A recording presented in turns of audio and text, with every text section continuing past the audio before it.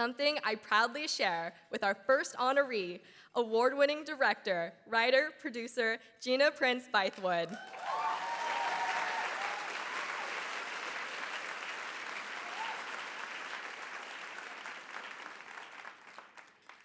I had the pleasure of connecting with Gina before this event, and I learned that we had a lot in common.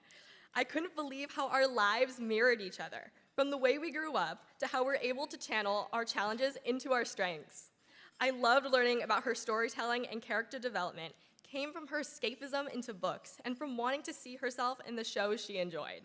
Athletic warriors with an innate fight in them, very similar to my own legion of Girls Inc. sisters. I also love how she makes it a point to ensure her characters have a happy ending, to embed in the subconscious of viewers that happy endings are possible and within reach. We also bonded over the power of sisterhood and having people that encourage and support you, something I'm very grateful to have received from Girls Inc. Gina is a remarkable woman of achievement. Her impressive filmography includes notable works such as Love and Basketball, The Secret Life of Bees, Beyond the Lights, and most recently, The Woman King.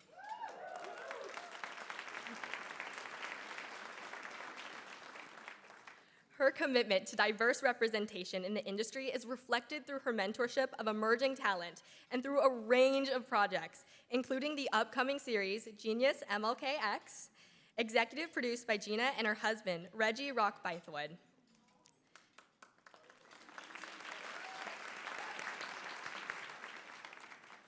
She also served as a mentor and executive producer on the new Project Greenlight, which focused on the next generation of talented female filmmakers. The commitment to bringing others along with her makes Gina an inspirational role model for all girls.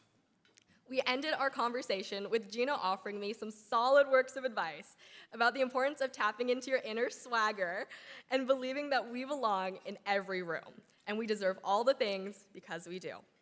Speaking of deserving all the things, please help me welcome to the stage our first honoree, Gina Prince-Bythewood. Foremost, I want to thank Girls Inc. for this really beautiful recognition. I was actually here last year as a guest of honoree Yvette Lee Bowser, and it was my first time being at this event, and I was so inspired by the Girls Inc. mission, and truly by the palpable impact that you guys have. So this honor is very, very meaningful to me, so thank you. I want to thank Kayla. So honored to be paired with her. She's a fellow Bruin, as you heard, go UCLA. And she one day is going to be an incredible lawyer. She and I both existed within a similar struggle growing up, but she used the obstacles that were put in her way as stepping stones and not roadblocks. And that grit, that idealism, that work ethic, I know it's why she's going to have a great impact on the world. As always, whenever I'm up here, I want to thank my husband, Reggie Rock, and my two sons, Cassius and Toussaint, who are my biggest champions and inspirations. They actually stood down today so that I could share this day with some very special women in my life. Big ups to Table 12.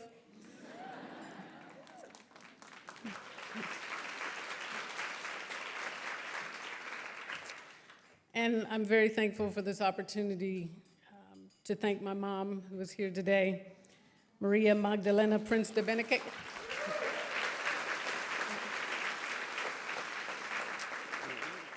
My mom was a voracious reader. She still is. There were so many books in our home. If we ever said that we were bored, instead of saying go outside or watch TV, she'd always say go read a book.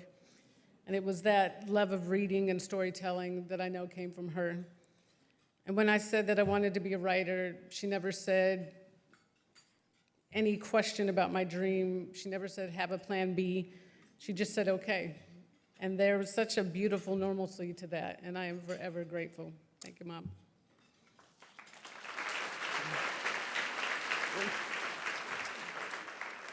So Kayla touched on a little bit of what I wanted to talk about today. Foremost, as Kayla, I'm very shy. I also have a big ego, which is a pretty chaotic combo. Actually, though, big ego has a negative connotation, so I'll say healthy ego, which sadly for women still has a negative connotation. We aren't supposed to have an ego. It's unseemly, it's arrogant, It's not ladylike. Serena Williams was blasted when she first came out and said she wanted to be the best in the world. But think, what the hell is she training so relentlessly for? To be 37th in the world? So when I was little, I was pathologically shy. I was so shy I couldn't even trick or treat. My siblings would stand at the neighbor's door and point to the sad little Raggedy Ann at the corner to get candy from me. I don't know if anybody remembers Raggedy Ann. But in my one and only attempt at acting, I played the son in an elementary school play. I begged my mom to make my costume a life-size papier-mâché yellow ball so I could hide inside, but she didn't have the time or that much flour newspaper to indulge me. So instead, she cut out 2 large yellow circles from construction paper and tied them to my front and back. I had one line. I was so petrified I forgot it. I just stood there glaring at the audience until Mercury put me out of my misery and said it for me. So now I'm grown and I'm still shy. So how do I control my film sets? How do I stand up here in front of all of you and not freak out? How do I walk into meetings with the heads of studios to persuade them to give me millions of dollars? Where does my healthy ego come from? Sports. As long as I can remember, my parents had me engaged in sports. It started with soccer. Back then, there weren't enough women and girls to field a full league, so I played with the boys. Not all of them were happy about that. I used to get kicked and pushed a lot. Sometimes I would cry, but my parents would send me back out there to keep playing. When I was on the field, I was never told to slow down. No one ever said, don't be so aggressive. I was told to run faster, be more aggressive, play harder, go after it. So I did. When I got to high school and played basketball, volleyball, tennis, track, cross country, and softball, and later when I ran track at UCLA, I was told to go get her, don't let her outwork you, leave it all out on the floor. Sports instilled in me the desire to be the best. I worked my ass off every practice so I could beat the girl next to me. Sports gave me the belief that I was the baddest chick on the court, on the track, on the field. Sports gave me swagger. On the court, I didn't have to be cute or funny or extroverted. I just had to be good. Being good got me applause. And when I was younger, I needed the applause. I was not cute in high school. I did not dress like this. I could barely string 2 words together. And I was a black girl adopted by an Irish father and a Salvadorian mother, growing up in an all-white area with no sense of self.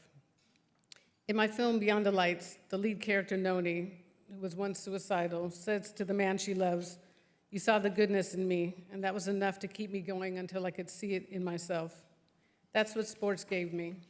It gave me something good to see in myself. It's why girls who play sports in high school are less likely to do drugs, engage in abusive relationships, or get pregnant. I've been asked how one gets swagger if they never played sports. My answer is this: work out. I wish it was sexier and didn't involve working out, because it's really hard. But I love the feeling after, the sense of accomplishment, overcoming the pain and fatigue, pushing yourself beyond what you thought was imaginable, not giving up. Because I've learned the way you do one thing is the way that you will do all things. And when you exercise, you become more in tune with your body. You can feel yourself getting stronger. It affects your posture, your gait. You feel like an athlete, a warrior, powerful. That's swagger. So start jogging, lift weights, try yoga, take a kickboxing or ballet class. Pickleball is now a thing. My favorite stat: 90% of female CEOs played sports. Swagger is that belief that we belong in any room, that we can succeed in any setting, that it is okay to want to be the best, to be in charge, to lead, to have say over our own bodies, to demand equal pay, to be president.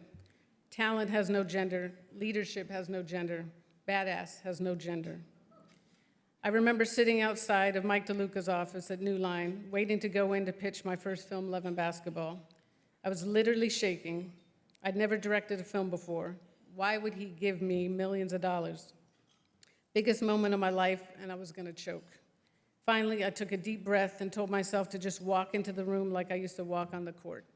Eyes up, smirk on my face, confident in my abilities. I left that meeting with $14 million to make my first film.